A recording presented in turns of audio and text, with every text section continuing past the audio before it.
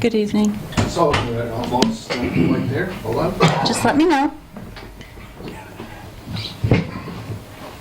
Okay, go right ahead. Good evening. I'd like to call the meeting to order at 7:01 p.m. of the Townsend Housing Authority. I'd like to start this evening with the Pledge of Allegiance.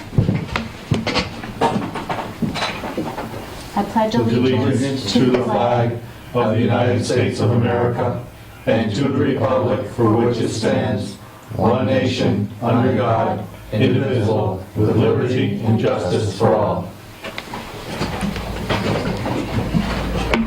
Thank you all for coming this evening, and a special thanks to our veterans for their service to our country. Are there any additions or deletions to the minutes that we need to? Yeah.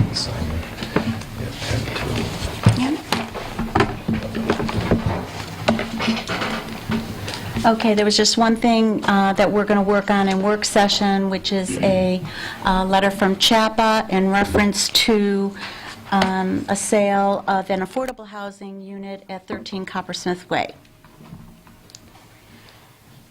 You have all been sent the minutes of August 21st in the email, as well as its attachments, and I'll entertain a motion to approve the minutes as presented to you in the email of August 21st. I hear a motion to approve the minutes of August 21st. I give a motion to approve the minutes. And is there a second? Second. Any inclusions or changes? Hearing none. All those in favor say aye. Any opposed? Like sign? And I apologize for that. Hearing none. The minutes are approved of August 21st, 2017.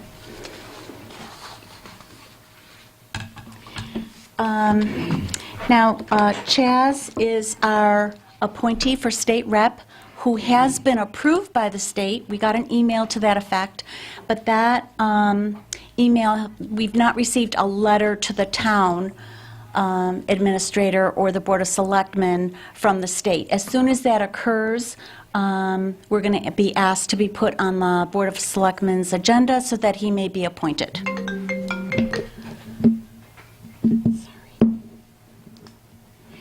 And Chaz ran an outreach or a task force fact-finding kind of small meeting of veterans on September 14th. And Chad, would you please report on that? Sure.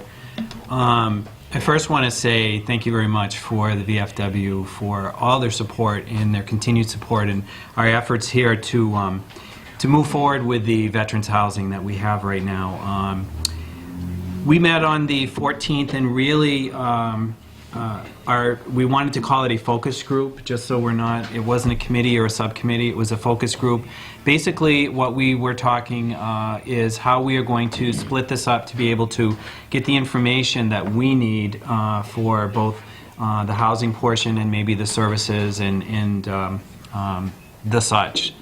So what was unanimously decided is that we really should look at future focus groups, with one dedicated just to the housing portion, another that would be dedicated towards the services department, what services that we could provide. And our thought on that is that the housing, both of these groups would be more controlled than to have all the information come at us all at the same time. That was number one. Number two is we decided that where our focus is for Townsend and other towns around were Pepperell, Townsend, Ashby, and Groton. So those four towns we are looking for approximately the amount of people who would be interested in what we're proposing to do here. With that, we had come up with an approximate number of anywhere from 1,600 to 2,000 veterans, and then if we break that down into interested parties, it looks like it fits into what we're looking for as far as affordable housing for this particular population.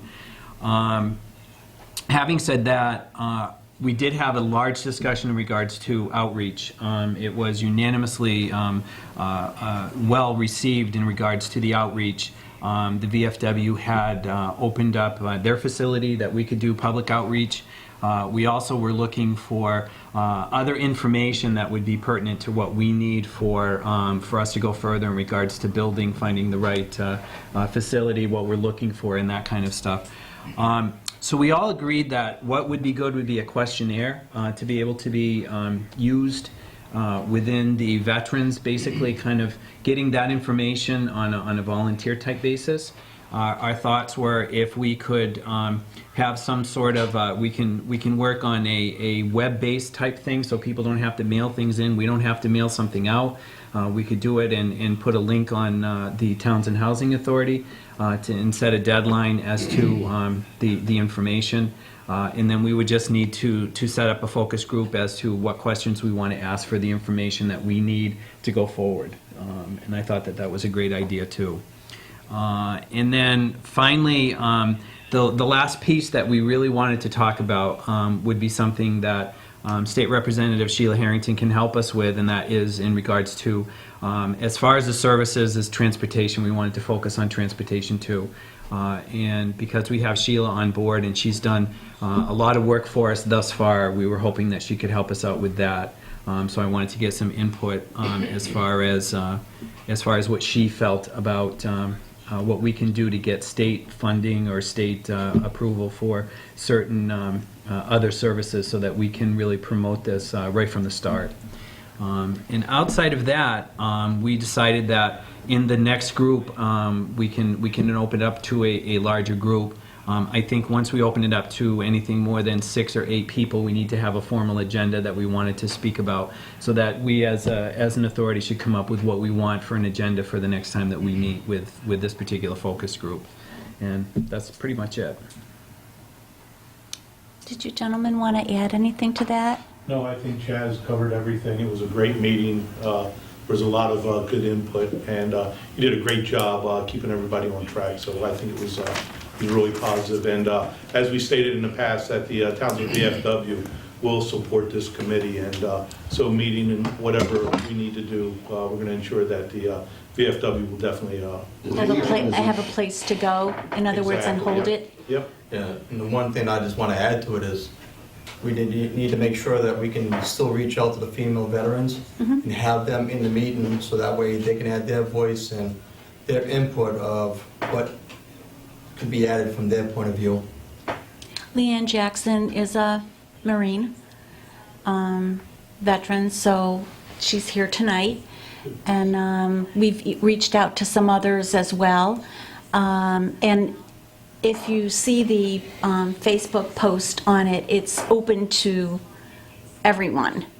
So we invited or encouraged the board chairman Right. here at Town Hall to come, as well as the citizens in the Townsend area. And we didn't just say Townsend, we meant, Ashby, Right. Pepperell kind of thing.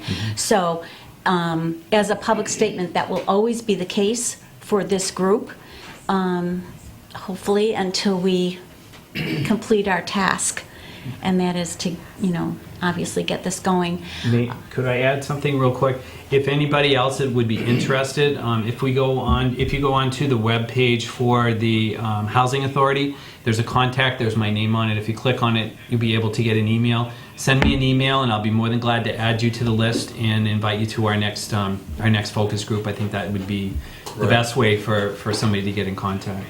And we're actually going to put that information in our next newsletter, Oh, good. which goes out in November, that reaches out to the 325 members that belong to the Townsend VFW. The same thing, so if we can actually pull some people from there. Great. We're going to try to pull some additional people from there. And that includes the auxiliary also.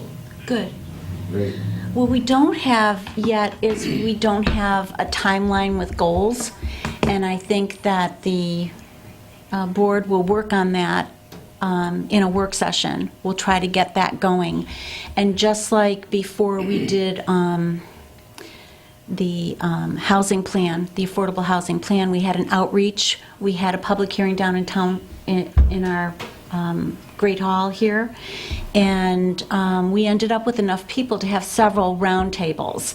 And hopefully that can happen, with our outreach to the public for the veterans. Of course, I stopped my phone from working. Now I can't get it started because I was trying to get with Sheila. Sheila did confirm that she would be here. And the next thing on the agenda is I'd like to announce that we have, in this project that we're doing, we own land. So the town owns the land, and it was donated land. In that portion of the land, and actually both Kevin and Chaz can talk to this better than I can, because I was not able to walk at the time that they did the walk. There's some wetlands. And so we have broached this subject before, that we would like to swap some of our wetlands for good land with conservation that's in that area. And so meeting has been posted for this coming Wednesday and confirmed with the Conservation Commission at 8:45 p.m. And it is posted as joint between our boards. I can't be there. So Chaz and hopefully Kevin will be. Take care of it. And so we should be covered. So that's like the next step for us, to try to get that additional land. And then, Can I make a comment? yeah, Is it? Introduce yourself for the record, please. Laura Schufelt from Mass Housing Partnership. The conservation land, is it, it's restricted conservation land?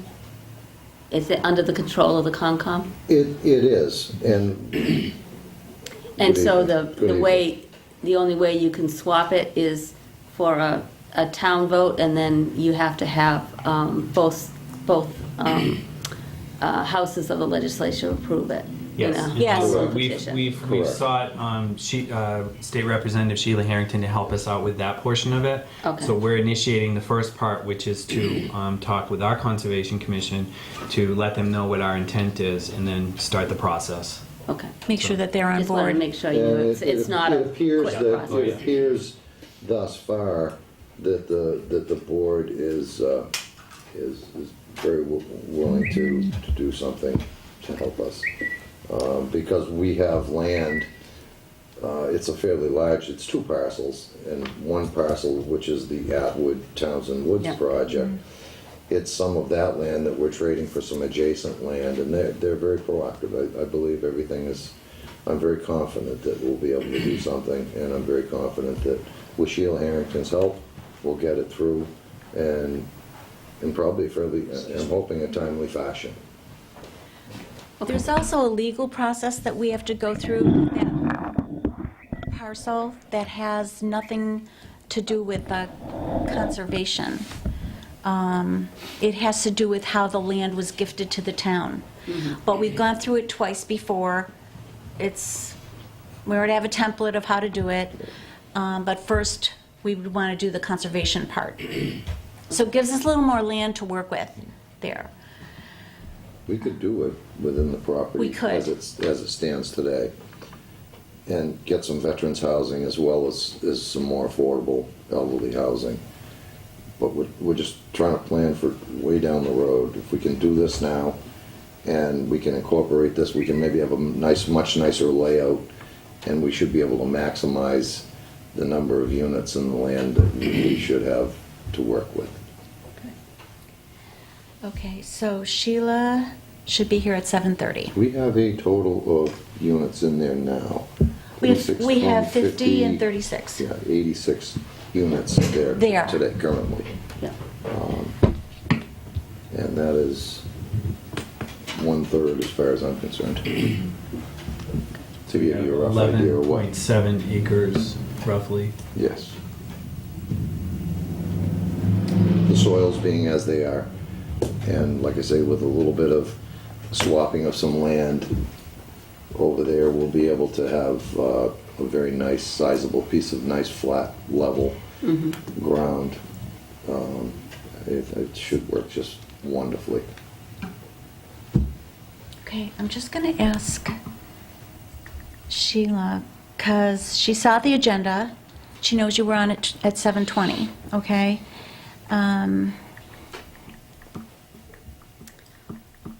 It's not uncommon for her to run a touch late. Yeah. typical for Yeah. people coming from Boston, too. Yes. So I've just asked her if she would like us to wait until 7:30 for the presentation. We're in a small group here. So why don't we have a recess for a moment? Okay. Thank you.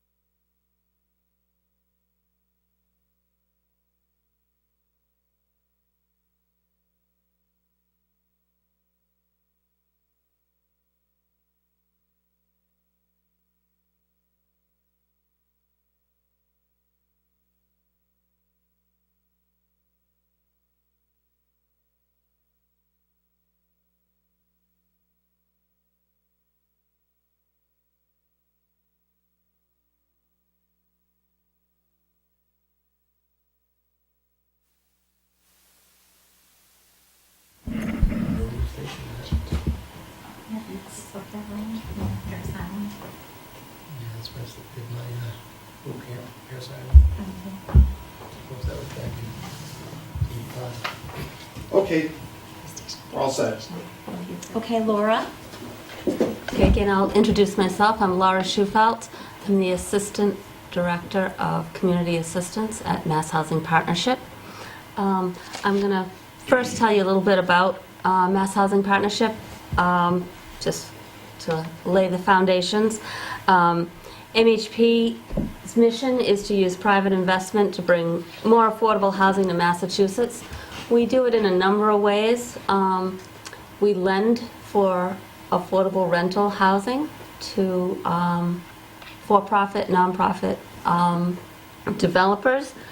We've provided over $1.1 billion in financing since we started lending in 1991. We have one mortgage, which is a first-time homebuyer program, and over 19,300 low and moderate income families have purchased their first homes with $3.1 billion in private financing.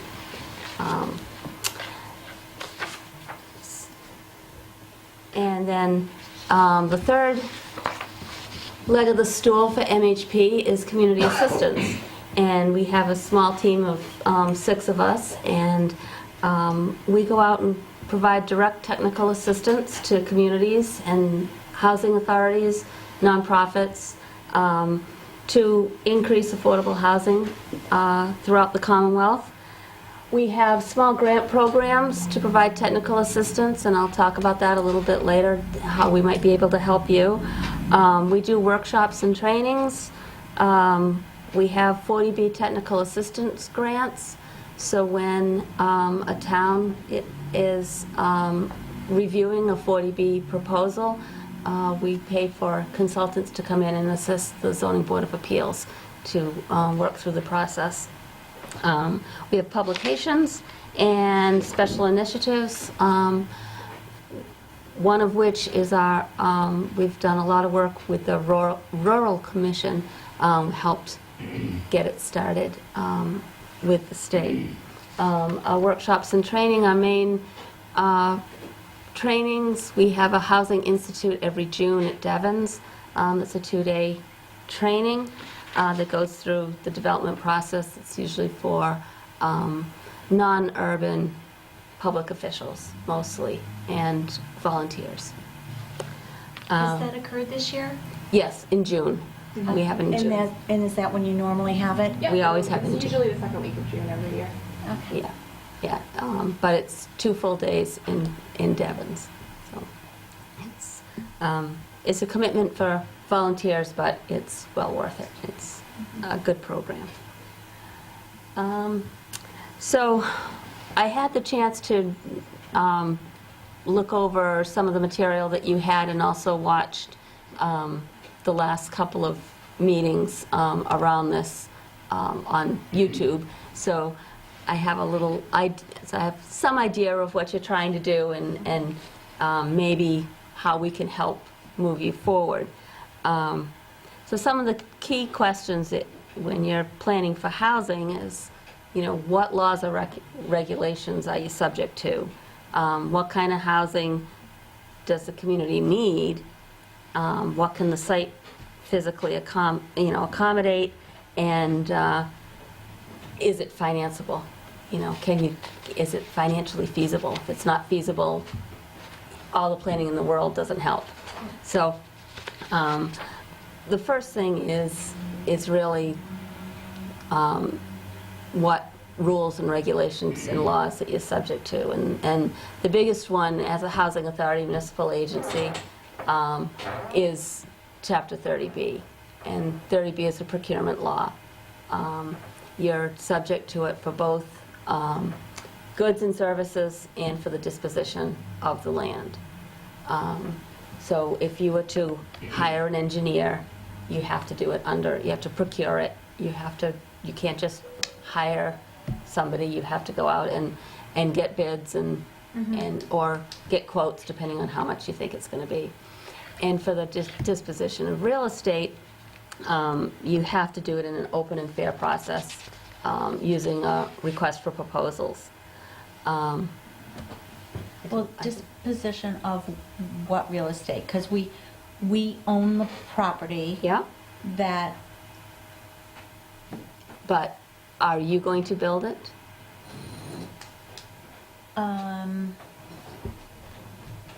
we built it through, it was a partnership in the building of the other two that we had. They were HUD 202 financed.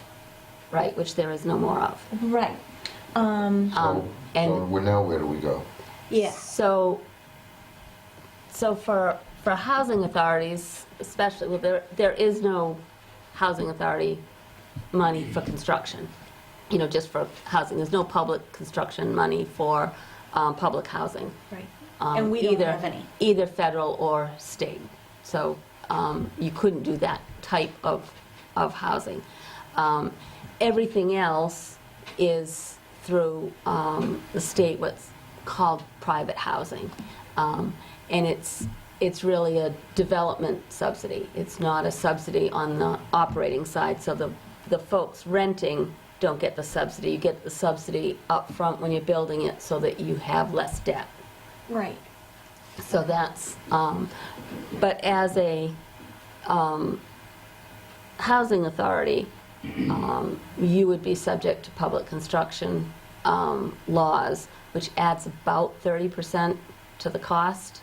Yeah. So typically, what happens when a municipality or a housing authority has land that they want to build on, they do a request for proposals for a developer.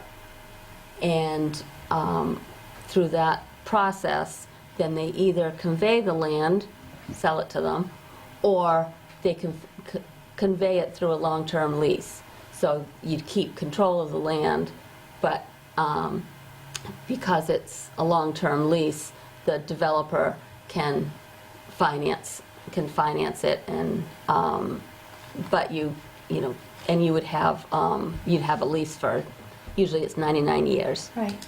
I believe that's the case with, with the 202s probably. yeah, for sure, Atwood Acres. Okay, that's a 99-year lease, because I've heard that term there before, and I'm not quite sure, Townsend was done the same way. also the same way. I believe so. It was done with, it basically was all the same players for both buildings, so I'm gonna, I never assume anything, I know, but it's pretty likely that it was done the same way. And so we did have RFP, we did go out to bid for the architects and for the developers, and almost all the work that was done. There was a lot of things, services as well as goods, some of which were donated by the town. Different businesses in town donated labor, or they donated goods. And then everything else was done through, But that was prior to the RFP. That was in the pre-engineering and In engineering the stage. due diligence stage. Okay, and you had the due diligence stage. Yeah. We had a local resident who was a civil engineer who was very helpful, and his company had donated some initial engineering. My company happened to do the same Okay. initially. And then, of course, at the time, at that point, then we had to go through the RFP process. Yeah. And it went to the next step from there, to the point of construction. Right.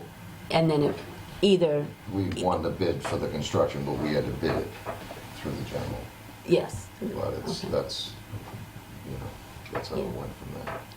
So typically, when you do an RFP for affordable housing for what you're talking about, then you get a developer on board who will, as part of their request for proposals, will submit a proposal that has, their plans, not full construction plans, of course, but conceptual plans, and they can, in the way that, unlike a 202, they don't have to do public bid for construct for a GC. Now, when we had a conceptual plan, and didn't we hire the architect? Yeah. That was a separate contract, and then the architect sent everything out for a bid, and that was, at that point, was awarded.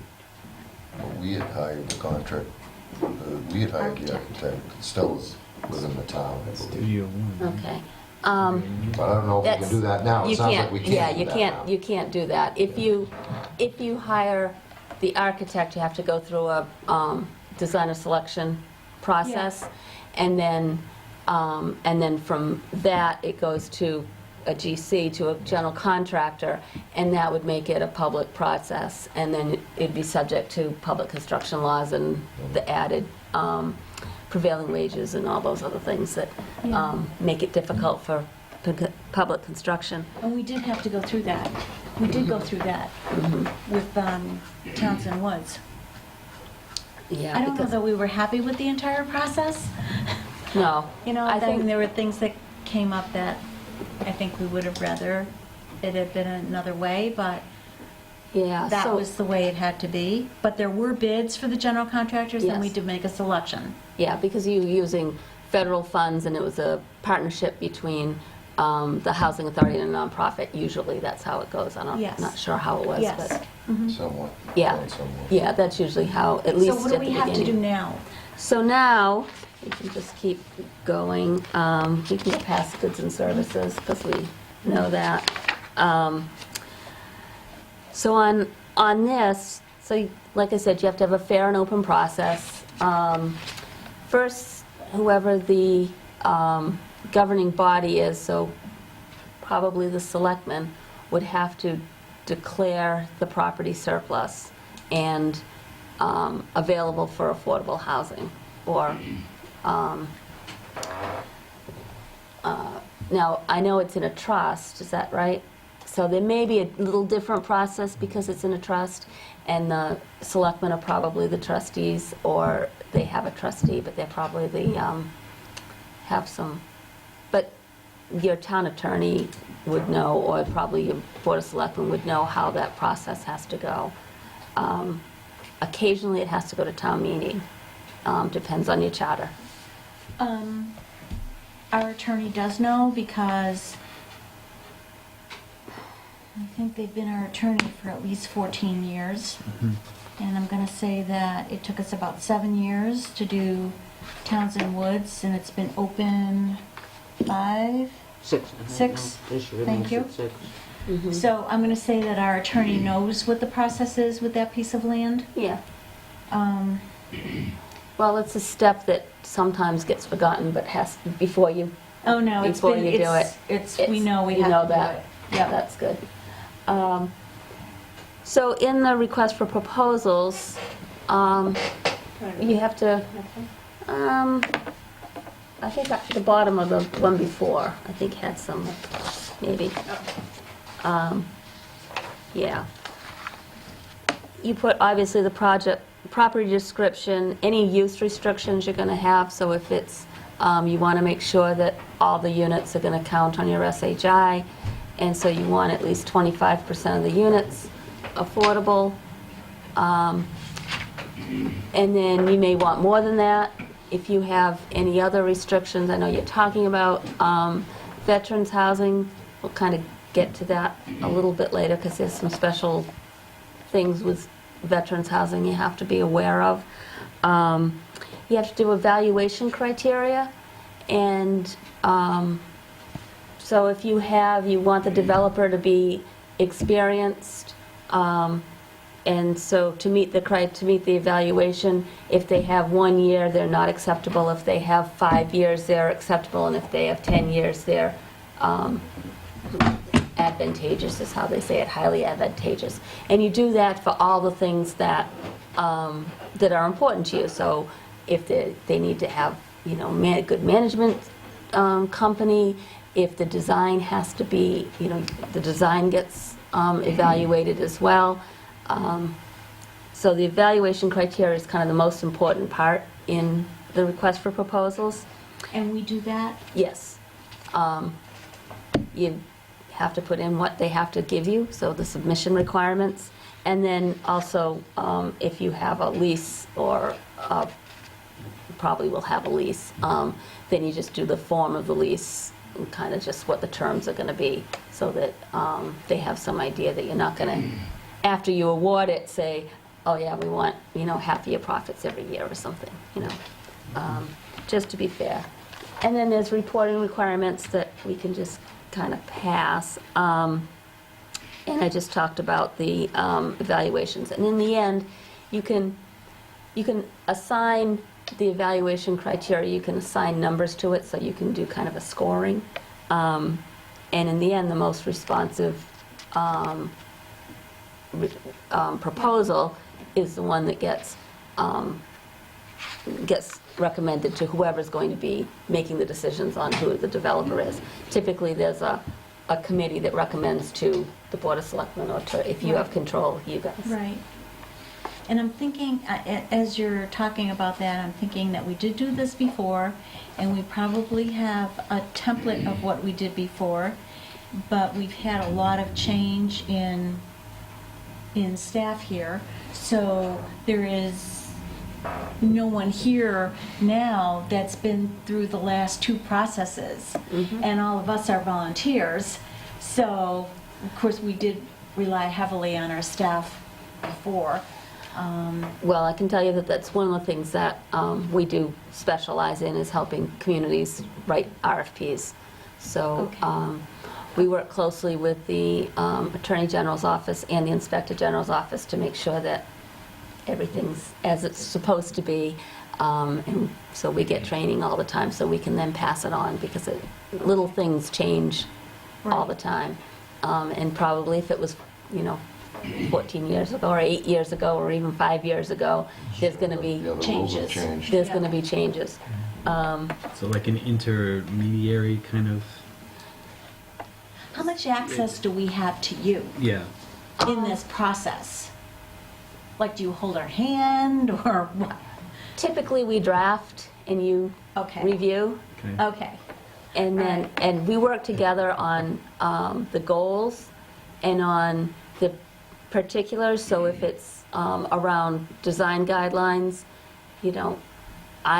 this is the first time I've ever been to Townsend, so I don't know We're what. not shocked by that, but Yeah, okay. I'm sure. I've been to Groton before, but I haven't been to Townsend. So there's things that your community is going to be interested in, that I'm from the Cape, so the design vernacular that I look at is probably going to be different than what you guys want. So with that, those are the things that you'll bring to the table, and what's important to this community is, we can't substitute that, and we would ask that, those are the things that will be coming to you to help develop in the evaluation criteria. Okay. So can you just kind of clarify for me, you're basically going to help us navigate through the process that we need to get through to get where we want to be? Yes. Okay, that's... How do we get, do we need approval from somewhere else to get your help? So, Carson, did we get a letter, do you think? Did we get a letter I for haven't yet, but, technical assistance? it was sort of an informal Okay. referral, I believe, so we can, So usually what happens is we get a letter from this group or from the Board of Town. Selectmen, whoever, the town or whatever, just asking for our assistance, and that triggers it from there. Then we can provide it. It's just kind of a, and then we kind of award So our what help. we did was we asked our state rep for her help, and she kind of guided us to you. You're the state rep? Yes. Hi. Oh, I'm Laura. sorry, I thought maybe No, we I'm knew each other. No, we haven't met. So, Laura Schufelt from Mass Housing Partnership. nice to meet Nice to you. meet you. hi, Kirsten Stones from Mass Housing Partnership. Nice to meet you both. So this is how we got to you. Okay. Okay. So that's the way that that kind of formalizes it for us. So we have a formal request, and then Do you want us to send you a formal... Yes. Okay, we Yeah. can put that on there. and then we can help you with the request for proposals, but it may be, we probably have to take a couple of steps back before we jump into doing a request for proposals. One of the, I think the next one maybe says it, so, no, the one before, sorry, I didn't know where you were. Yeah. So you've found a site, you have some control, the town has control of it anyway. And the housing. The housing authority has, so you have, Well, the housing authority, Housing yeah, authority. as well as The today town owns conservation. it, but we have yeah. control of it. But we're trying to do the swap with conservation. Yes. That's the only glitch there, otherwise we would be able to go right to Yeah, we have the legal control part over of it and take out from it what we wanted, okay, all right, so. which is what we've done twice before. All right, but, so you have control, but you don't have it declared surplus yet? It is actually, it's ready for, so basically, it's part of a much bigger parcel. Yes. Okay, and originally, they did the one senior housing, Yep. then another senior housing, and so it's the remaining land, but it's been under their control throughout the whole time with the other building projects, so.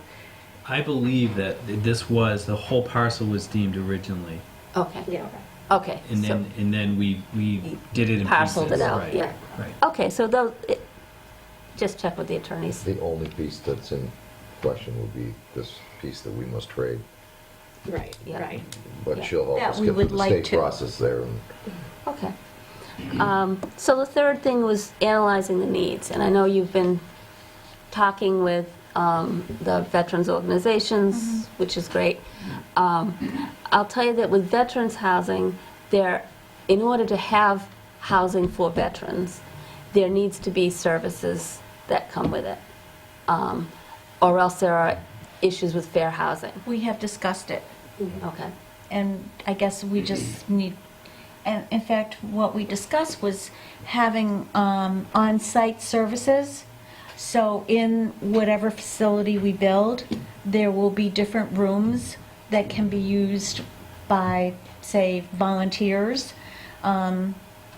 Just for an example, an attorney who'll do pro bono work for either wills or some kind So of... there have to be services that are particular to veterans. Yes.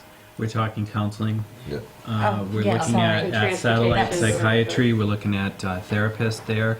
We're looking at maybe a Medical. company like Quest Diagnostic coming in to do blood draws, that kind of stuff for the We have- population. we have- You have them in your building, Well, but we're looking what- for... One of the things we had sort of talked about was that there's a very strong desire to get more services closer to Townsend, because access to where they have to sometimes go now, Right. you know, many times they're heading out to West Roxbury or Jamaica Plain, and because not very many services are Well, in Bedford, I Pittsburgh.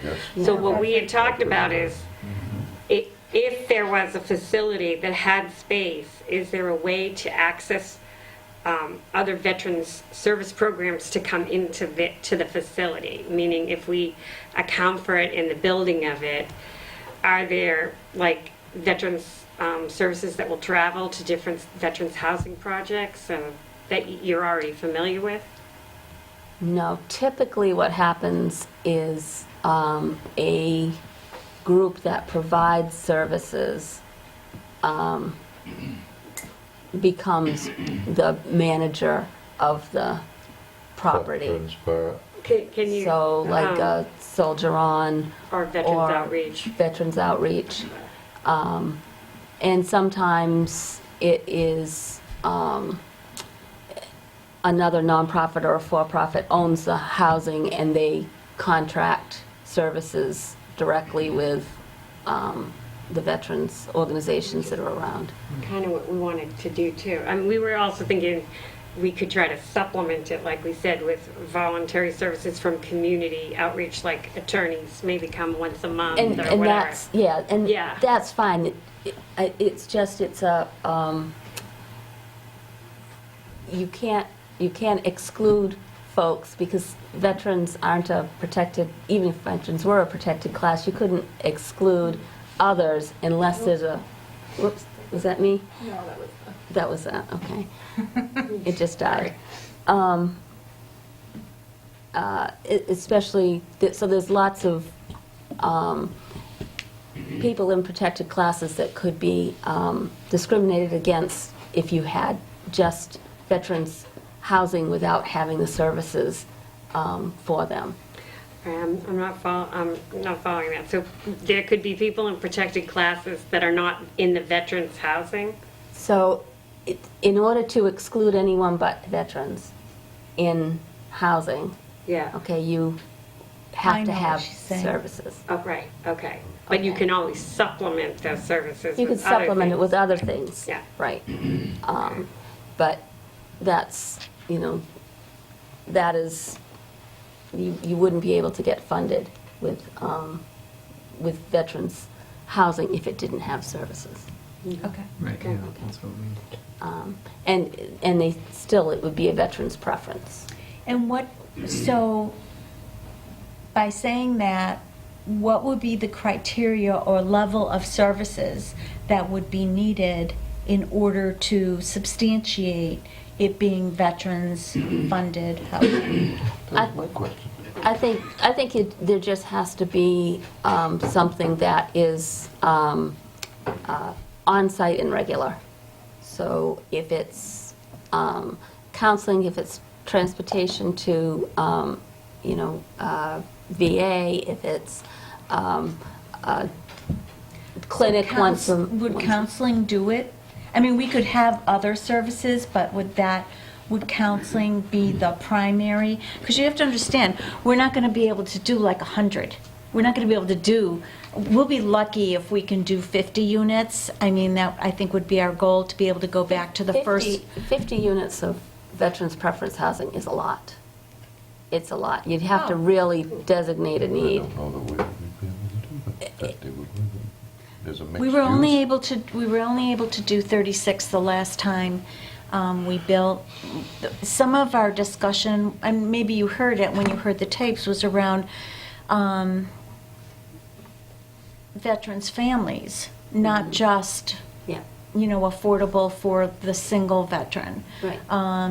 But for families of a veteran that has either passed or was disabled, so we were looking at perhaps maybe a couple of duplexes, so that families can be integrated with the, Especially younger vets, too, So I think there's two things that you're going to have to analyze. One is need, and the other is demand. okay. Because we've seen in a lot of places that the younger veterans aren't real favorable to living in veterans housing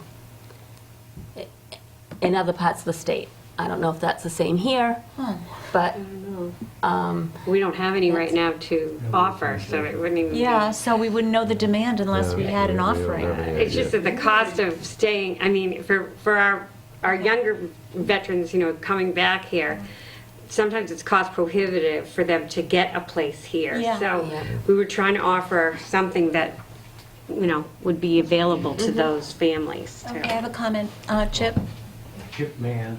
I think there's a facility, didn't we see this, Chaz, in Westford? Yes. So that might be something we could kind of, because that's this area. There's Right. there's Not two far. that we talked about. Westford has cottage housing with a river. There's a river walk in West Concord, and there's a veterans housing that's also behind Mount Wachusett. Was it? Lisa. Riverwalk isn't Riverwalk veteran. Isn't? And Okay. Westford's. The cottage Westford's housing, is- the tiny, the is little not- houses, that's not veterans housing. They're affordable. And there is veterans housing in Westford because we saw Yeah, the they brought flyer a and- sample of a veterans outreach of a project they've done, a veterans housing They project. did it with Chelmsford Housing Authority. Well, it was in Westford, though. Yeah. Yeah. Oh, okay. Yes, The they did. Chelmsford- They did it with the Chelmsford. It was the Chelmsford Chelmsford, that's right. Yeah. Yeah, Yeah. yeah. They have a affiliated nonprofit. Okay. And they've done some things outside of Chelmsford. Okay. So, So can I add, if we were to do, so if the last project was capped at 36 units, and if we want to, I mean, I'm almost thinking along with the housing, we've definitely heard a really strong need for more services in this area. So would we, I guess, overall be better to maximize however many people we can get in, or would we be better off to leave space for more services to be there? Meaning, I don't know, some of it could be like physical rehab and things like that. You know, I know like people that go to like the home base program, you know, there's a lot of there's a physical component to it, not just a counseling and a medical. And is that like something like the trend to have something like that within it for veterans that maybe don't even live there to access? not that I've seen, but Okay. I think you have to understand that financially you're only going to be able to do so much. Right. Because to get it funded, you can only have so much of it not housing to get housing funds. So typically it's 20%. I think it's 20% Okay. of the total square And footage. then you lose. And then you may, you won't maximize your housing Okay. funds, and that's probably where more of the funds are. But there are organizations that can bring the services in, and some of them also develop housing. But I would just caution against talking to any one group about the services, because there are several, and you don't want to eliminate their ability to give you a proposal because they have a leg up because you've been talking to them already. So just be careful on that, because it is, procurement laws are strict. Yeah. So with the housing that, of course, we have different housing now, but with the housing that we have now, we have 2 to 3 year wait lists. Yeah.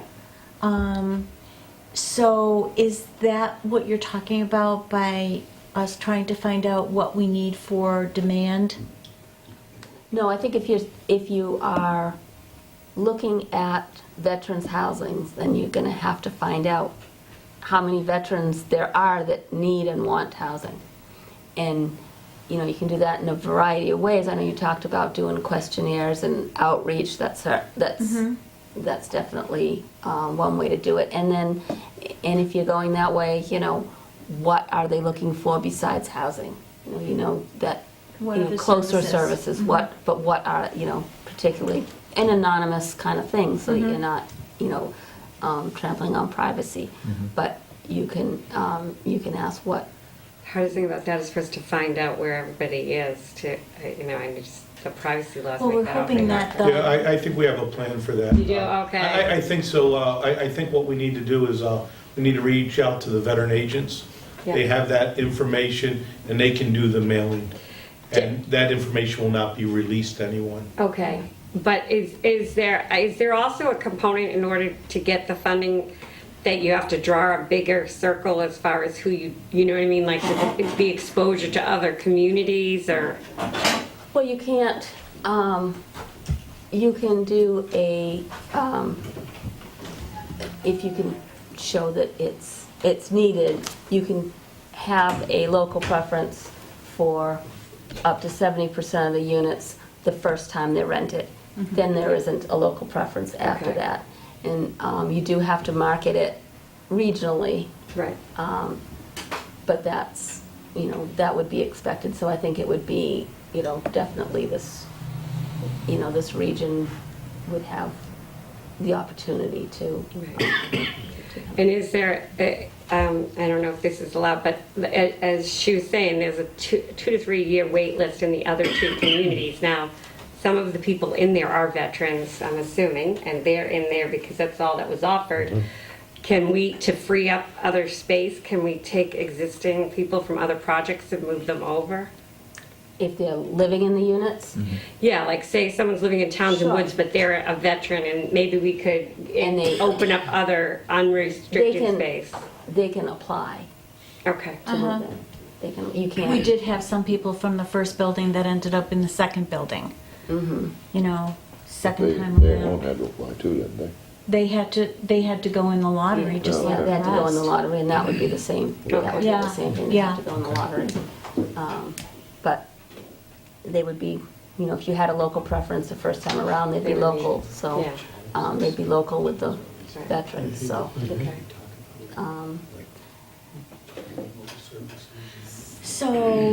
So, A couple things that, you know, need, that, to move forward, you know, how do we get from where you are to where you want to Yeah. be? Kind of. And the request for proposals is over here. There's a couple of steps that need to happen, you know, first. One of them, it sounds like you've walked the land, but, you know, you really need to do a land capacity to study to find out how many units you can get, and where. Do you have sewer? No, No, no, so private it's just, septic. private But septic. we're blessed with yeah. high, dry ground, and Yeah. it's all sand. Okay. And he's very familiar with that part of it, and that's basically what you did for due diligence before we went on to an architect last time, right? Correct. So you're looking at maximizing 90 bedrooms? No, No? no, I don't believe it's there. I believe there's 50 units there. And that's just an educated guess. 50, 50, 50, 50 more. yeah, We have 86 now? yeah. So you're looking at a wastewater treatment plant? No. Groundwater? No, Private we have septic. 2 septics in there Yeah. now. Both septics working fine. One of them is 30 years old now, still working fine. But for the new project, It would be a septic, private septic as well. under 10,000 gallons then? Otherwise, you'd have to have a wastewater treatment It plant. would be just, it would be designed for, there would have to be some private septics in there as well for some of these duplex units Yeah. that we may put in there if we go to that unit. The maximum that we can put in there on a private septic would be about 36 units to come under the 10,000 gallons a day. Yeah, So- 90 bedrooms, yeah. Well, there's actually a, And even on the same flow design that was the Yes. one that was approved by the Board of Health of this last building. right, Okay. but years ago, and it was right after Title V was enforced, because Title Yeah. V came into play in the 70s, but Right. never enforced until 95. So right after that, they put a treatment plant in for School. the school, and that was Squanicook, right? Yeah, that was Squanicook. And so that was maybe 28 years ago. Didn't work out, they just abandoned it. Right. Replaced it with a septic system. Yeah. So, no, my question is, they did replace it? Yep. They deemed it that it wasn't working out, so they discontinued it, they raised the, demoed it out of the building, and last year put a new septic system in. Yeah, they usually over-engineered them or overbuilt They them. way Way overbuilt them. overbuilt, And it wouldn't run. yeah. Well, I because had it wasn't getting experience enough usage. Right. And if they She- had gone down Route 13 and given some people some public sewerage, Yeah. it would still be working today. Correct. Yeah. I did a development next door to a school with a non-functioning treatment plant, and they hooked in the 30 Then all of a sudden it units. started to work. Yeah. That was really sad. It was such a waste of money. Yeah, it was. So I I guess, didn't know it was gone. My question was, could we end up hooking up in Yeah, there? that's what I was wondering. Not that one. Sounds like it's That one's gone. in the junkyard. so, the one thing I didn't look up, do you have CPA here, community preservation? Yeah. I think I- Townsend does, yeah. No. I'm pretty sure. Isn't that where money goes on each sale into, And it's on your taxes. It's on your taxes. and we don't have it. You don't have it? No. Yeah, I kind of didn't think you did. No, we don't have it. Okay. Isn't it? No. I think it's very well voted down. Okay. Okay. At the Cape, they do. All over the Cape, they do. Groton has it. I thought Townsend had it. No, I don't think so. No, you'd know if they had it, because there's money for affordable housing, and that's why. No, we don't have any. Yeah, we would definitely know that. Yeah, we don't have There's any. money. So you need to, so there's a few things that have to happen. You have to do, a land capacity study, I think you'd need to do to find out how many units you could get on there. And then I think you're moving forward with a market assessment and need study for veterans housing. And then the last thing would be to figure out how it can get funded and whether it's feasible. So even just doing those studies, we were like, how are they going to get funded? I don't know what kind of, what we had talked to, I can't even remember who it actually was, one of the veterans housing management companies. It might have been the first one that we seen last year. But anyway, they were talking about sometimes that's part of the awarding of the project, that they do some of those studies for you, or is it a requirement we have to do it ourselves before we? Usually it's better to do the due diligence yourself before, because if you let somebody else do it, then they're telling you how many units you're going to put on, and you're kind of picking them because of a popularity contest instead of a set of criteria that are subjective. Do you know how much those studies would generally run us? So we could do you could get a land capacity probably for around $7,500, which actually we That's have. the land assessment, right? The land assessment, yeah. Is that for, because we had, remember the proposal that we got in February that had, it was a feasibility and all that kind of stuff. It ended up being $35,000 total just for that. From MRPC? Yes. That's why. Is there any Have to kind check of to see grants what we available have. for that? Or do they have to go through the general budget to get something like that? Well, MHP has some small grants that we could assist with initial engineering. Okay. Probably just on a land capacity, but probably not soil testing. But I think you have a pretty good idea of what your soils are anyway, that it's probably, it might not be worth you spending the money for it. The developer would do it as, to actually site a septic. But I think Kevin's pretty, Yeah, we would probably try to see how we could do that. I mean, we'll To probably save have the a pretty town good some idea money. of what could be done there. See, some things that we can do with the generosity of some business people in town. Hopefully it doesn't become a problem, but last time we did that, and we were able to get a few steps done without the town spending a lot of money or looking to try to find grant money. We'll be needing that grant money down the road, but we'll try to go a little ways if we can. Well, there's also an organization called CDAC, which is Community Economic Development Assistance Corp.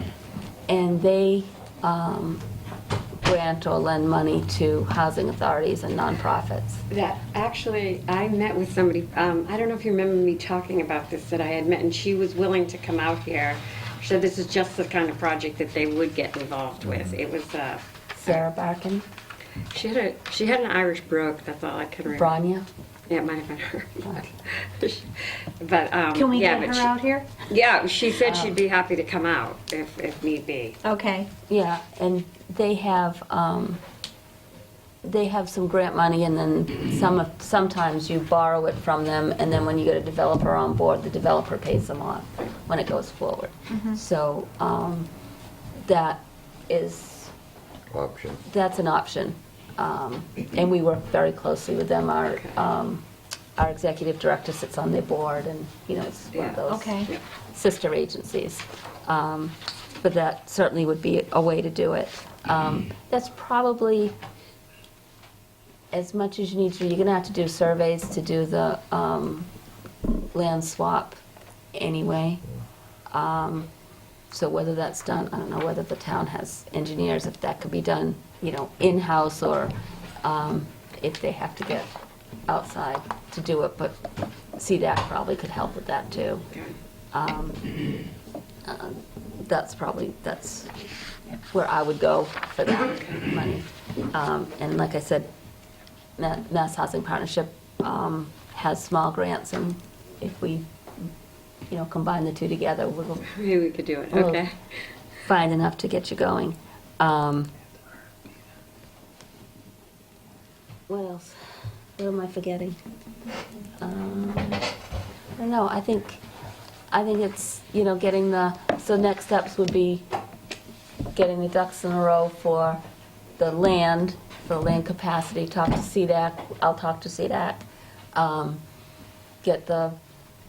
continue with the outreach for veterans, make sure there's a need and a demand, because it may be that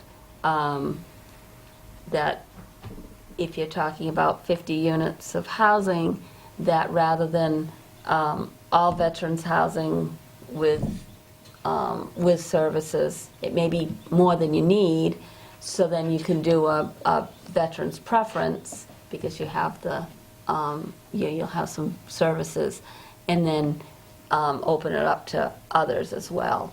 But veterans would get a preference to go in. So it's a couple of ways you can do it, and then once you know what the demand is, you can then start thinking about what kind of, you know, are you doing 1 bedrooms, 2 bedrooms, 3 bedrooms, and then how, I imagine it'll have to be permitted with a 40B. Is that how you did the others? I think so. Yeah. I don't remember. It doesn't sound familiar to me. It was. The term those were sounds affordable though, right? These are affordable.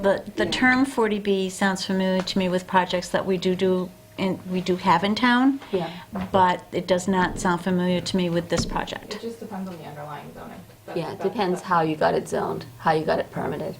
If you didn't do a 40B, I can't imagine you have zoning that allows 50 units. Maybe you do. Otherwise, they might have done an overlay district or something. Must have done something. Yeah. I don't believe the 40B, 30 years ago, wasn't deemed 40B when we started this. Right, exactly. process. We deemed There would it have as been no elderly 40B. housing, elderly affordable housing. Right. And we got, You got 50 in Atwood alone. excuse me? You got Right. 50 in Atwood alone. No, I know that. The 40B didn't come along until long after After. Atwood was built. Right. No, 40B's been in 1969. Oh, It was really? in 69? Yep, Oh, it was passed in 69. well, we didn't know about it in 69. Well, it's just Well, you like only that got septic law in 4.77, 70. so I guess you haven't used it much. Yeah. That could be because that was just like the septic law. Yeah. It wasn't enforced for 20 years before, until they tied it with on sale.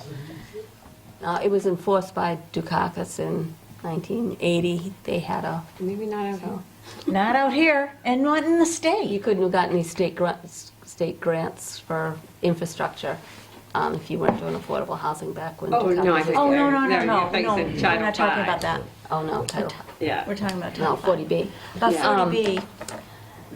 Yeah, so anyway, you have to figure out how you're gonna get it permitted. A friendly 40B is the easiest way to do it, if it's not already permitted too.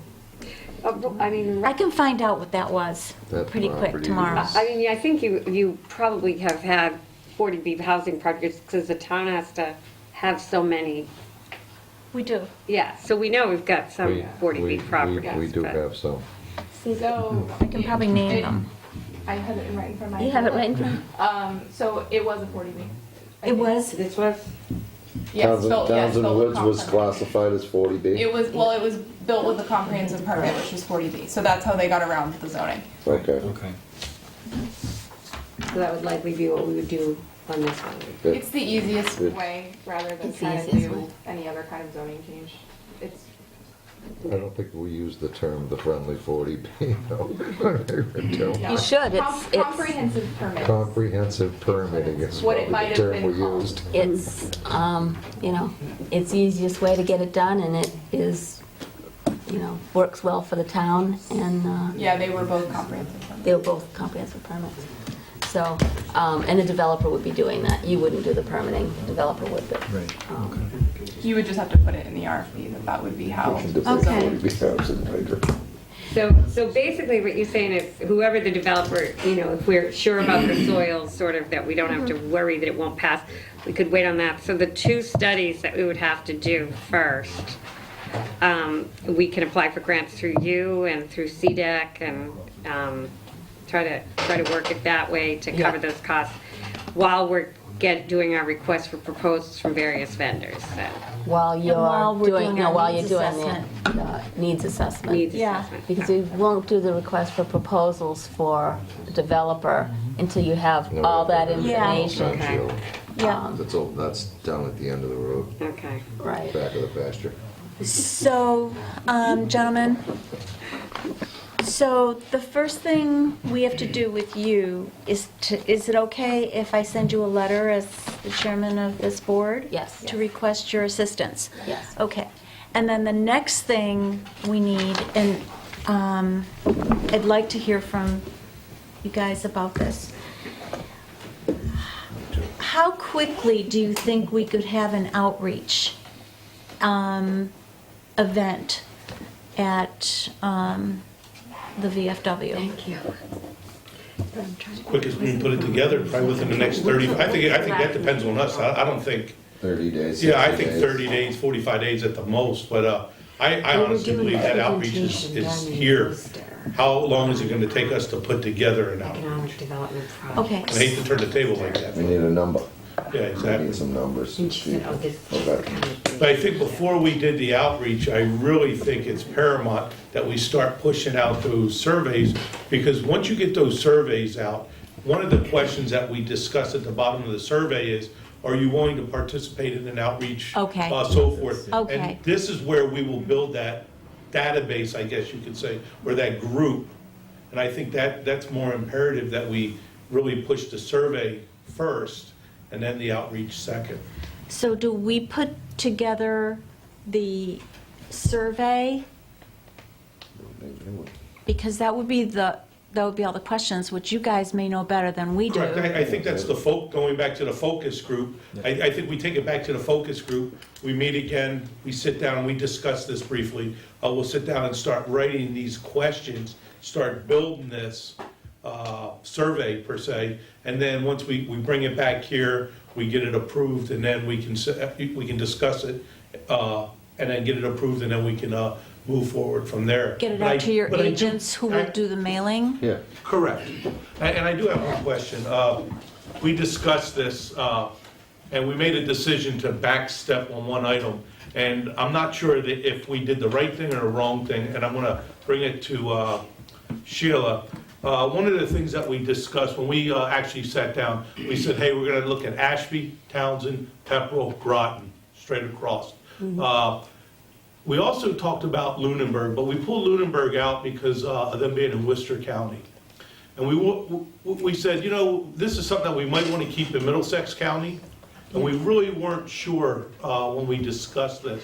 So I'd like to hear from you, what's your thoughts? Well, if I were going to add another town to that, I'd probably add Ayer. Yeah. Only because Ayer has a Exactly. lot, and Ayer had a proposed veterans housing project that didn't get passed by the voters. So I think they've had a lot of people that have remained in air after And their I service agree, I ended. think we push it up into air. So we Yeah. don't have an issue with county line. Yeah, no, air is Middlesex, and actually, actually Yeah. Shirley Yeah. is another, Shirley has a Shirley. huge veteran population. Well, then I as think well. I think, and the thought process was this when we were looking at it, is we were looking at landmass veterans.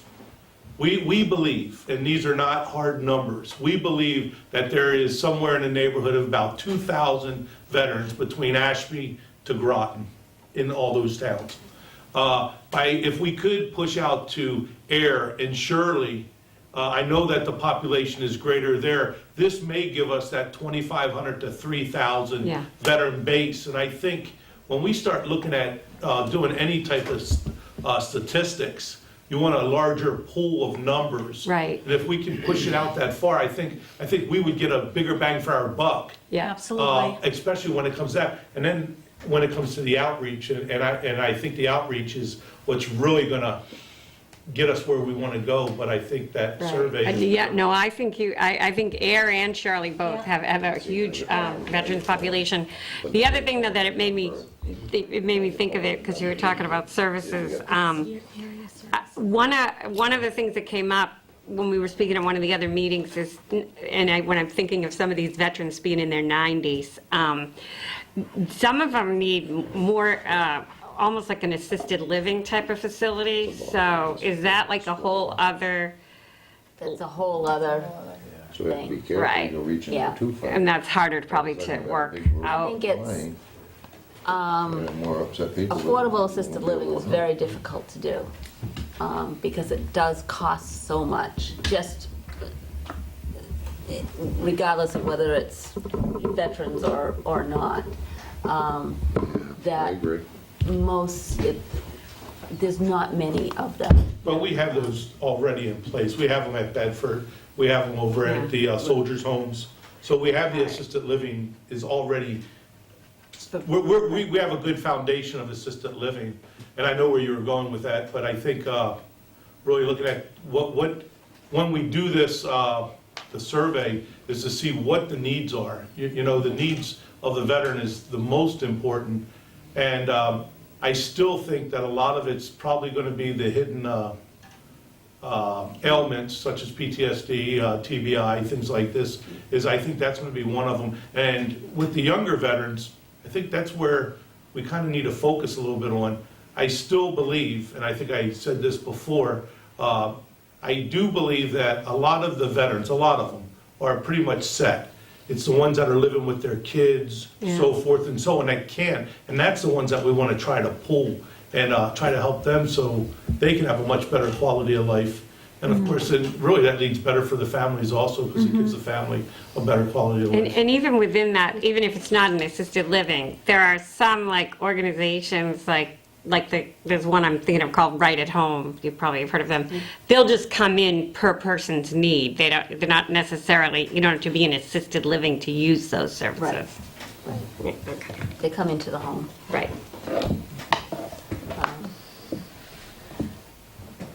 All right?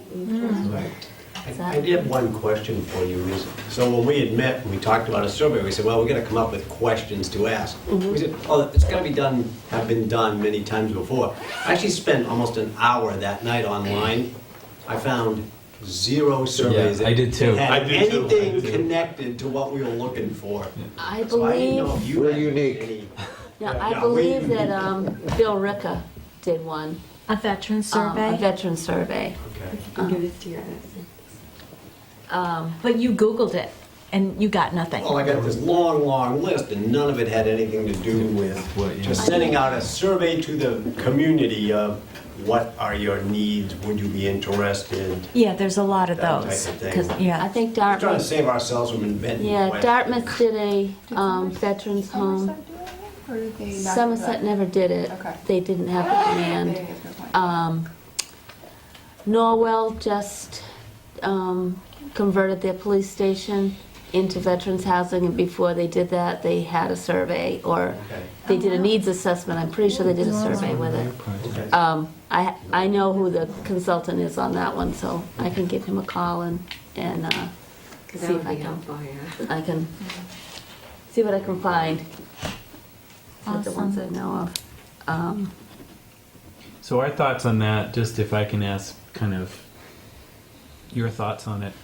If we did this electronically, it kind of cuts down on time, number one. Number two, it's something that we can just add a link to. So if we did like a Survey Monkey, is there like a proprietary information thing that we have to be careful of, or no? No. Okay.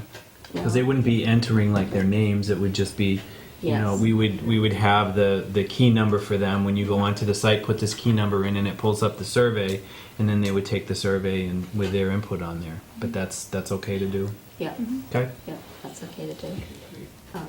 But I think we still need to have something on there that they can still reach out to us so we can get their information. Yep.